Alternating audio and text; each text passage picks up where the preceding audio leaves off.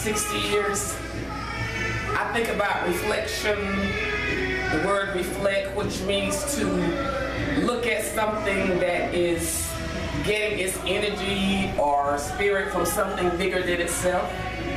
So as I look back and reflect on 60 years, if I would drop 60 years in the pool of life, I think the ripple effect would be, out of all that I've gone through, out of everything that has happened to me, God has been good, and I'm excited for the next half of my life. My ministry has just begun, I have just matured, and it's gonna be a fabulous rest of my life. Woo-woo! Let's go do this.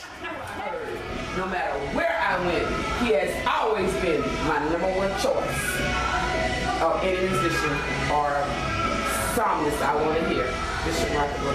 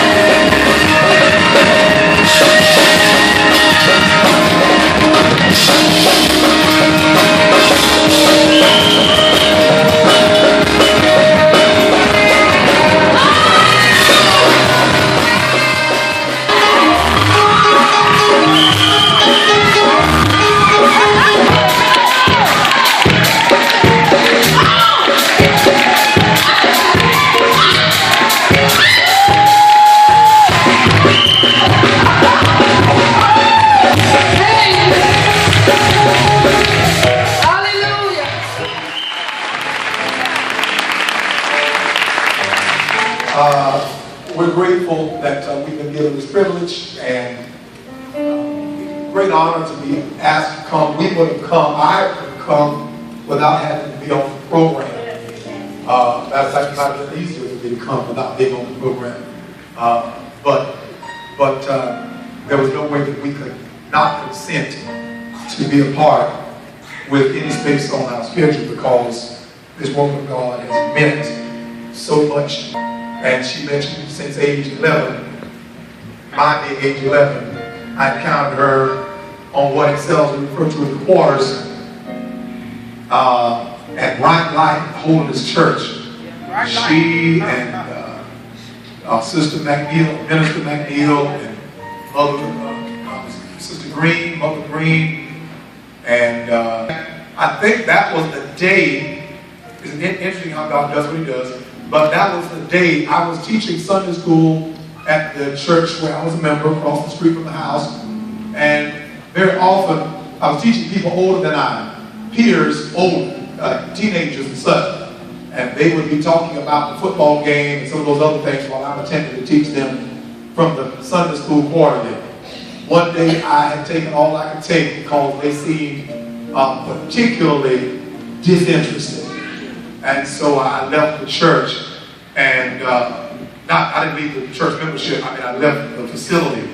And Mama happened to be standing on on the porch when I came out, and I told her they're not listening to me in Sunday school, and I'm going down here to bright light. She said, run for your life.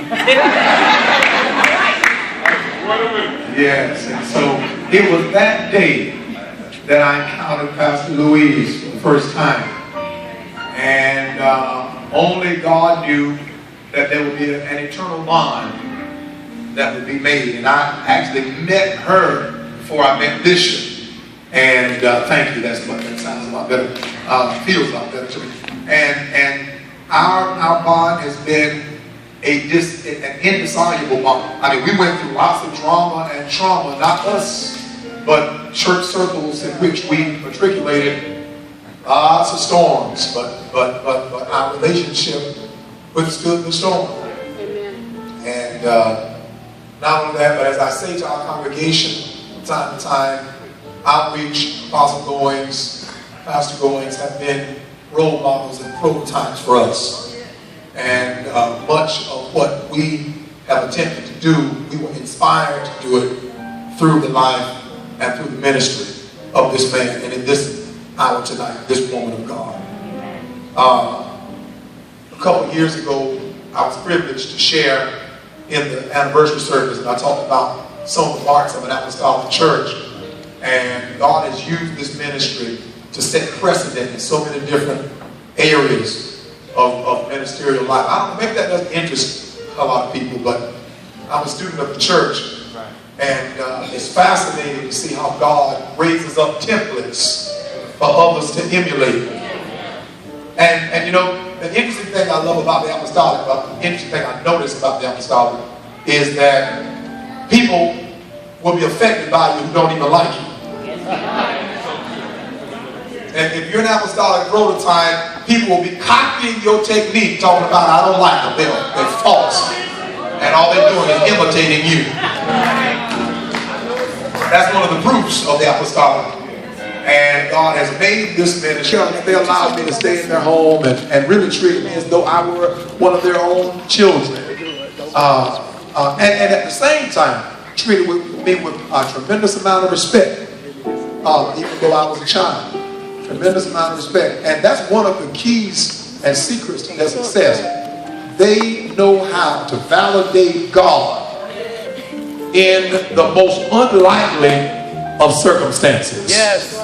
They're willing to look past nappy heads and nasty noses and see the greatness of God in a vessel that's less than great.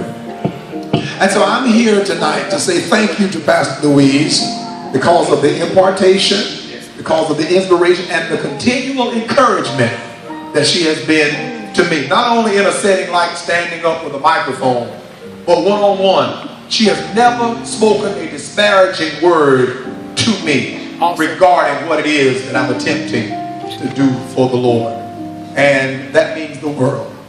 I was not raised, as many of you know, by my biological parents. And I can remember as a child looking at people who had theirs and wondering what it must be like to have Mr. Brown, Mrs. Brown, and all the little brownettes. They all look alike. They all ride in the same car. They all live in the same house. They all got the same afro. That was back in the late 60s, early 70s. And but God, I said to someone recently, He always gives us what we need. Might not be what we want, but He always gives us what we need. He gave me a big lady named Alberta Franklin. Strong woman. And God used her to hand me off to various ones who would share a measure of impartation. These two have been some of the most choice, with the exception of Bishop John W. Barber himself, who was my pastor. This man of God, and through him, this woman of God, have made an indelible impact upon my life. Indelible means you can't erase it. And since you can't erase it, there's no use of lying about it. What will you be doing? I'm still here. I'm still here.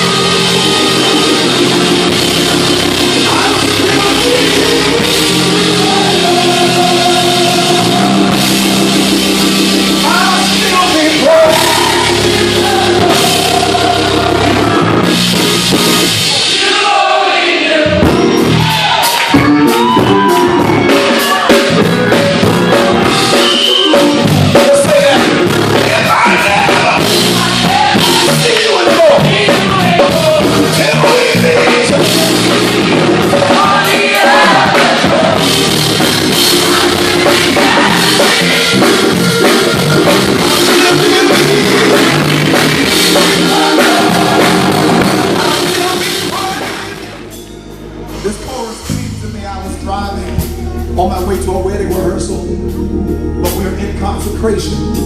And the Lord began to sing that verse into my heart. And I believe that he's singing it into somebody's heart tonight. He's singing that into somebody's heart tonight. Sing that chorus again. Turn to someone near you. Tell them he is able. He is able.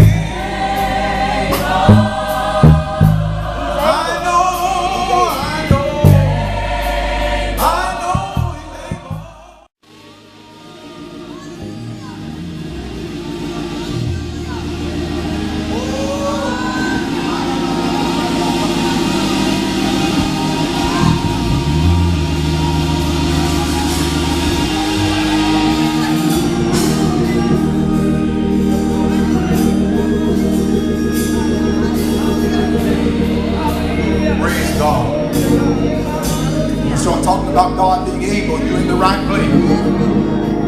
I said when you begin to talk about God being able, you're in the right place. I told the saints a few years ago, you can tell them, I know you're able. Anybody know that you can tell God? Come on. Tell them I know you're able. Come on, church.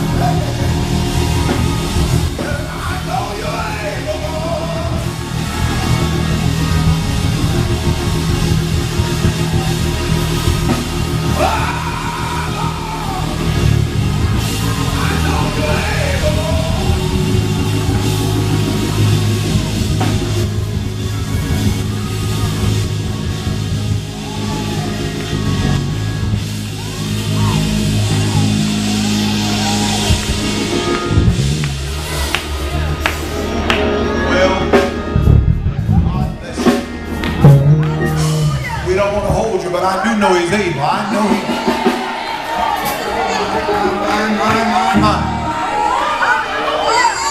Hallelujah. Anybody know it for yourself, children, for real? Come on, can you go old church for a moment? I know you're able, Lord. Yeah, Lord. I know you're able, Lord.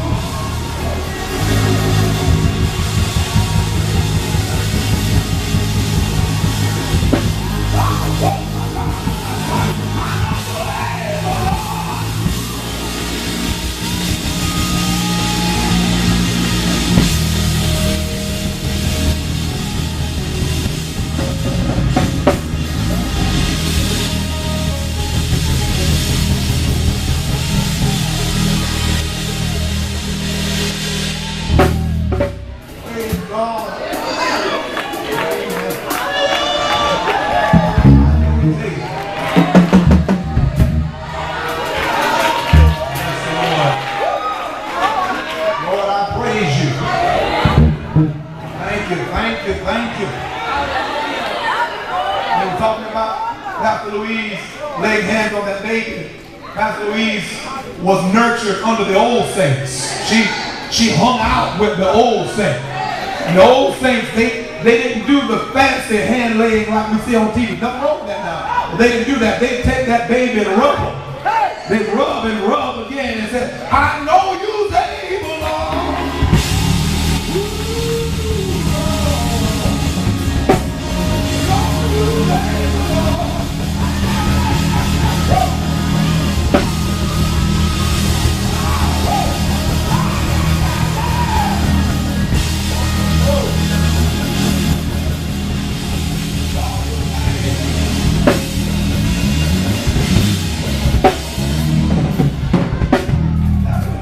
Had to break.